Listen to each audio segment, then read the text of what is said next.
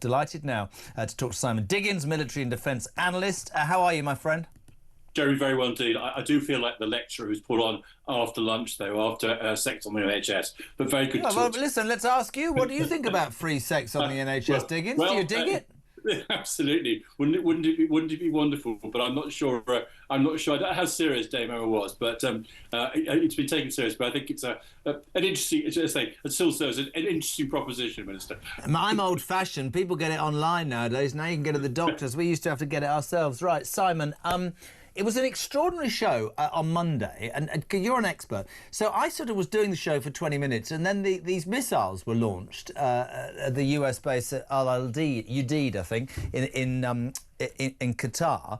And for about 2 hours, I think everybody thought World War III was about to begin. And then sort of by 10 to 7, they'd responded. Nobody had been hurt. Then we found out that they'd given them a 2-hour warning. Trump said, thank you very much, and everybody got on with their lives.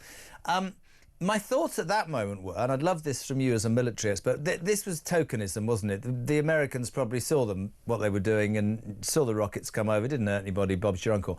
But then, of course, we had this extraordinary outburst from Trump, because he then announces, there's going to be a ceasefire, and then wakes up in the morning and they're already raining bombs at each other, the Israelis and the Iranians. And he says, these guys don't know what the F they're doing. What is going on? And to give me some sort of idea of the madness. Well, it is. I think there's the two things. The first is I think there's a very strong element, as you say, a kind of performative element about this. This is kind of, when people talk about the theatre of war, it's not quite what they mean, but this is basically what we do. We'll do something, another side will respond to it, and then they'll try and judge what it means. There's also been this rather strange kind of back channel of communication that's been running the whole time, even while the attacks were going in, between the Iranians, the Americans, and no doubt the Israelis. They've not no move direct. Basically telling them what we're doing and when we're going to be doing it. So we're getting information now, though Trump disputes it, that the Iranians had a good sense that they were likely to be attacked, and that we know, for example, that the enriched uranium may well have left one of their nuclear enrichment sites. So it may not be as effective as it was gone. The other side, and I think you asked what's going on, the other side of the phrase is that old adage that 90% of diplomacy is actually psychology. So what we're really dealing with is the psychology of Donald Trump. And what does he do? He wants to be centre stage. He wants to be the man who's calling the shots, left and right, and everyone works to him. So I think we've got these two things going on. War as a kind of conflict, which is not only done with weapons but done with talking. And then you've got Donald Trump right at the very centre of it. Let's talk about domestically. Last week, I wasn't here on Thursday or Friday. I think this happened one of those days. This disgusting group, which will now be prescribed, Palestine Action, attacked 2 Voyager aircraft in Brides Norton. These are aircraft, I think, that are actually used for the royal family, but they caused, they think, £35 million worth of damage. Hamish de Bretton Gordon came on and he said, I'm going to say something to you all. The language I've heard on talk is that it was vandalism. It wasn't vandalism, it was sabotage. And sabotage carries with it terrorist charges. Would you agree with that? Totally. This was terrorism. The intention was to try and frighten us from being involved in, not least of which, because Palestine Action, we understand, been partly funded through an Iranian sort of shadow group as well. They've got money coming from Iran. These are terrorists, and there's got to be an absolute hard line drawn and say this kind of behaviour is completely unacceptable. We've been very tolerant about some of the demonstrations that have taken place, which have seen awful things being said and done in London, and this is the next stage along that line. And frankly, we need to draw a line in the sand. That is the one that's unacceptable. I would also like to see the IRGC proscribed. The IRGC, the arm of this fascist theocratic state that sits in Iran, is not a prescribed organisation in this country. I mean, that's just absolutely absurd. They're the people who organised the killing of 136 British soldiers in Iraq during when we were fighting there. They're the ones who organised the terrorism overseas in Lebanon, in Gaza and elsewhere, and also internally are the chief propagators of the repression inside Iraq, and yet they're not prescribed in this country. Other Western countries have reasons completely beyond me. We haven't done that either. So we really need to change, Jeremy. We need to be very clear about our values, and those who do not follow our values, I'm afraid they're beyond the pale, and we deal with them accordingly. Couldn't agree more. And also, I think the other point to make about that is, what does it say about how easy it is to get into... I mean, I saw something on the BBC, and I never watched the BBC. I was walking past.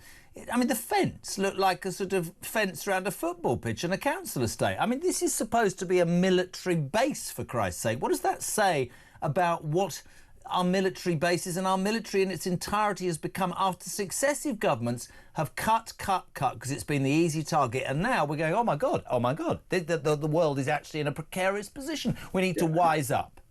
Yeah, it goes from the security of our bases, which you recall during the terrorist eras were very secure and very difficult to get into, through to much wider security. You know, we've seen over the last 4 to 5 years with the fighting, the campaigns between Russia and Ukraine, and in Israel at the moment, the equivalent of an Iron Dome, basically protecting their people from missiles. We have absolutely nothing like that. We are an island nation. We have absolutely no ability to give ourselves any kind of defence like that as well. So it goes from the security of our bases through to the security of our country. We have been utterly neglectful, and you know, I literally pray and hope, please God, do not test us at the moment. We're simply not ready.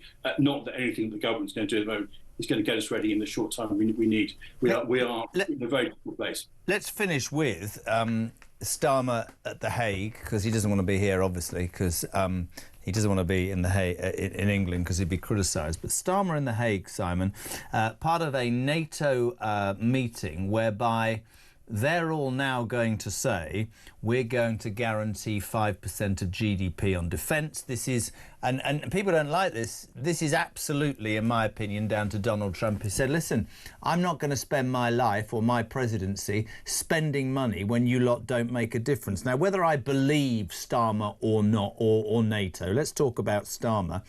We hear that they're buying 12 F-35 fighter jets. These are supposed to be on aircraft carriers, but we haven't got any aircraft carriers, so God knows where they're going to put them. Do you believe this government is serious about spending this money, or is this just kicking the can down the road?